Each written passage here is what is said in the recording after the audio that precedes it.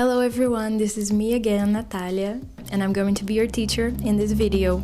Today, we're gonna talk about Brazilian food, but forget about feijoada, coxinha, caipirinha, brigadeiro, all those foods that you probably have heard of before. Today, we're gonna talk about foods that I bet you haven't heard of.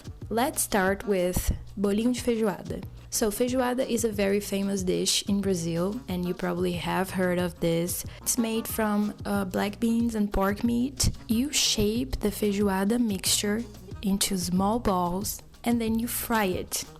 It's delicious and it's very easy to eat. You eat a lot of them and it's just so good. And it totally reflects how much Brazilian people love feijoada. So, we could not forget about this one. The second one is very bar food, and I have just met it a few years ago.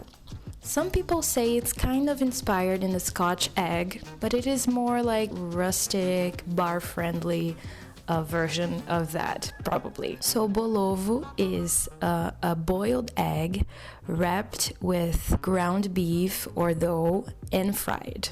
Yeah, a lot of fried foods today. But it goes perfectly with a beer or a caipirinha, and it's very interesting. It's great because it's like a fast snack for you to have when you're in the bar with your friends and you don't want anything too heavy. So it's like a small little snack that you can eat fast and it will make you feel satisfied. And the interesting name, bolovo, comes from ball, that is bola, and egg, that is ovo in Portuguese. So bolovo, it would be like ball egg in English. The next one is baião de dois, and it is from the northeast region. So you cook rice and beans together, then you add some dried meat or bacon and little pieces of cheese. But not any cheese, it has to be coalho cheese to be perfect. It is usually seen in big families in the northeast region, or if you go to Rio and you go to Feira de São Cristóvão, which I think I haven't talked to you about yet. But if you go there, you will have some delicious baião de dois, and I promise it's gonna be interesting. Also, don't forget to add some farofa and maybe some carne de sol to your plate. The next one is so nostalgic for every Brazilian kid, and it's called bolinho de chuva or rain cakes. So bolinho de chuva probably will remind you a little bit of donuts, but it's very different, I would say. It's like these small dough balls that are fried and then we sprinkle with cinnamon and sugar. This name comes from the fact that it was mainly prepared for kids when it was raining by their grandmas and, something like that. So cute, and probably every Brazilian kid has had rain cakes on a rainy day. It is simple, it is good, and it screams Brazilian childhood. So basically, if you want to try it, you can just, mix flour with sugar and eggs. Then you fry it, and once it's fried, you sprinkle cinnamon and sugar.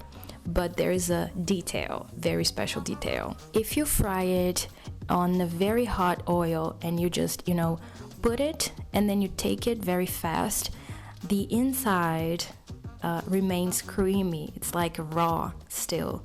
I know it's not healthy and probably not safe, but you can allow yourself sometimes. So my mom would do that when I asked her, when I was so insisting, she would make it for me, and it was so good.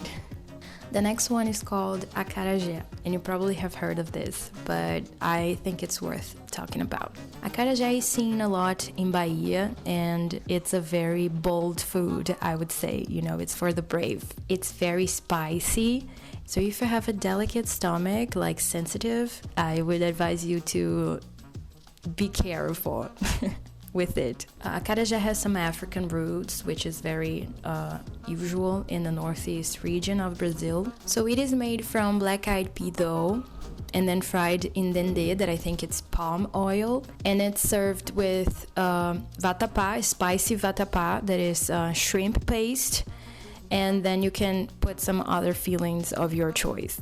It's very hot and spicy, but it's very delicious and interesting, you know, to try.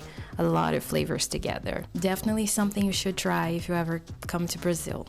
The next one is a sweet, and it's called queijadinha. I love queijadinha so much. Okay, so I don't know if you have heard, but Brazilian people love to mix salty and sweet together. Have you heard of Romeo and Julieta? Wait, let's talk about Romeo and Julieta. I totally forgot about this one. So Romeo and Julieta is the mix of cheese and guava paste, and it is delicious. It's very balanced, the sweet and salt flavor. So queijadinha goes basically the same way. It's the mixture of cheese and coconut, and I promise you, it is good. So it generally comes in a cupcake shape. Sorry. And it's baked. It's not fried. I guess it's our first not fried snack here. So this is kind of a Portuguese snack. It is a Brazilian version. If you don't know, Brazil was colonized by Portugal, so we have a lot of influence. Hence the language. We speak Portuguese.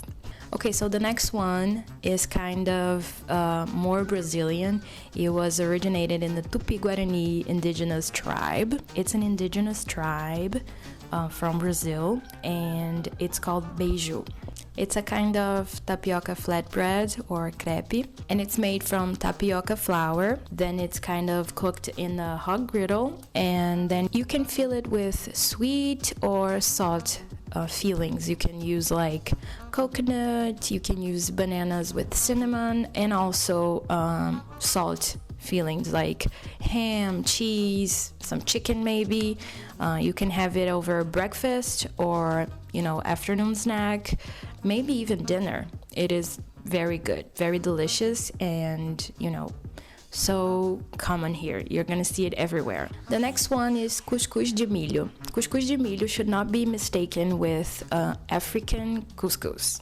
It's different. Cuscuz de milho is made from cornmeal, which is very common in the northeast region, and it is steamed in molds and then eaten with butter or, you know, meat. It's kind of a breakfast snack, but you can also have it for lunch. And the origins are also indigenous. The last one, and one of my favorites of all times, is pamonha. Pamonha is also made from milho. Brazilian people love milho. Pamonha can be either sweet or savory, and it is made from fresh corn grated with milk, sugar, and sometimes coconut or cheese. Then you wrap this mixture in corn husks. That is very interesting. And then you boil, or you can also steam. When it reaches like this pudding texture, it is ready to be eaten. Pamonha is very popular in Brazil, and you can often see it in Festas Juninas. That is like a big Brazilian party. Maybe I should talk about it later in another video. But it is very traditional, and, you know, me personally, I like to have it when I am going on trips by car in the road, the highways. There is always like a place that sells pamonha, and I have it in the car with my dad. It's so fun. Well guys, this is it. I hope you liked these suggestions I gave you of foods to try. I hope you try them if you ever come to Brazil, and I hope you like it. Don't be afraid, try new things. I promise you are going to be surprised. Also, last tip, be careful when you're going to eat. You know, ask people if the places are, you know, trustworthy, if you can trust their foods, if they are hygienic and safe. But also, don't forget to, you know, enjoy and have fun. Bye, and see you in the next video.